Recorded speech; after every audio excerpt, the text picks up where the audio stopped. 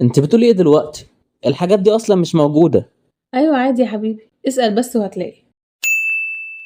حبيبتي انا نازل. عايزة حاجة قبل ما اجي؟ لو هتعدي على محل مستحضرات التجميل هتجيب لي حاجة بسيطة كده. قولي لي دلوقتي علشان اجيبها وانا معدي. لا، لما تروح هناك هتصل بيك علشان ما تنساش. يلا يا ست انا جوه المحل. عايزة ايه؟ هاتلي اول حاجة كونسيلر يكون انذر تون بتاعت بيتشي، بس ما يكونش اورنج.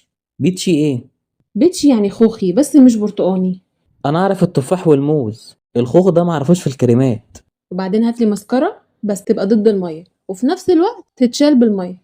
ازاي يعني ضد الماء وتتشال بالمية؟ عادي، هما بيفهموا، اسأل اي بنت هناك. طيب كده خلصنا. لا، هاتلي كمان بلاشر كريمي بس يبقى مات. يا بنتي هو يا اما كريمي يا اما مات، مفيش الاتنين مع بعض. لا موجود، هما عاملينه مخصوص. طب كده خلاص. لا، هاتلي كمان محدد شفايف لون ترابي بس ميبقاش ترابي قوي. يعني ايه ترابي بس مش ترابي قوي؟